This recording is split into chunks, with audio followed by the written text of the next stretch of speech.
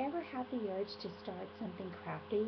A scarf or a throw perhaps, but when you got to the store you found yarn in a plethora of color, texture, and weight?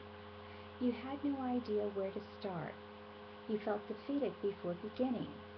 The journey we're about to take will illuminate that confusion and get rid of it.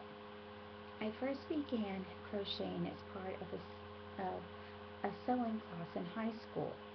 My teacher at the time taught me the difference in yarn's textures, what each is used for, how to read the labels, and what to choose for a first project. This was about 33 years ago, and these kind of classes are no longer offered as part of a high school's curriculum. I'm about to pass on some of that knowledge to you and hopefully help you to choose yarn for your first project. There's a sea of colors and textures to choose from, and a trip to your local craft shop or Walmart will prove that point. The label of each skein, hank, or ball contains a wealth of information. The yarn band of the yarn usually shows a picture of a project that you can complete with the yarn, and on the back side is a detailed pattern for that piece. This is simply a suggestion of what you can work with that yarn. There's also a list of numbers listing the fiber content of the yarn, starting with the one with the highest content. The one most used is the one listed first.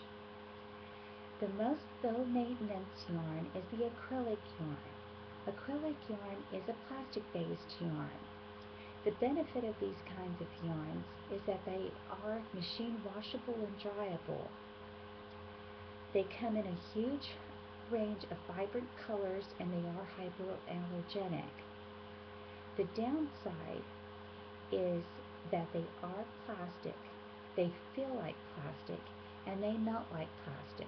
So if by chance your first project happens to be a pot holder or a hot pad, this isn't the yarn that you'll want to pick. Also on the yarn label, you'll see a bunch of numbers telling you how the yarn is packaged, whether it's a ball, a hank, or a skein.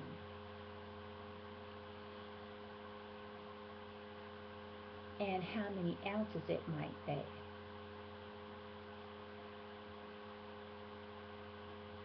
All this information together is called the put-up.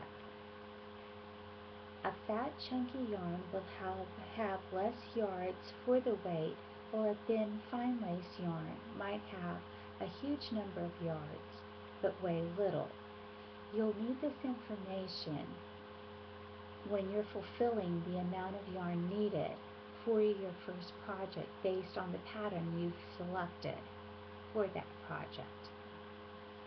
As a novice crocheter, a yarn's weight and color is going to have drastic impact on your ability to learn to crochet.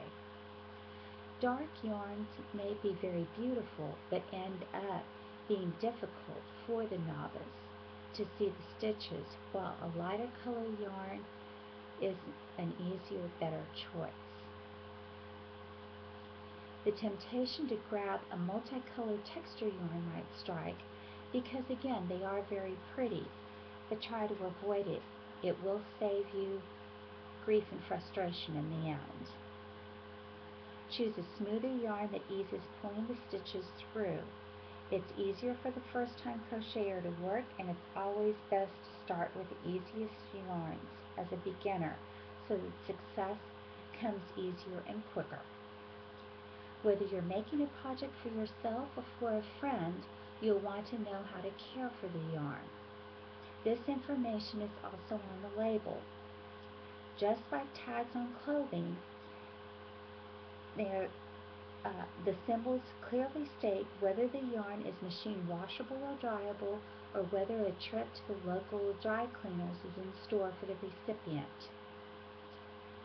Now that you have a bit more knowledge as to what all those numbers mean on the yarn package, I think you might be ready to start your first project. Remember that getting past the first few stitches is the key.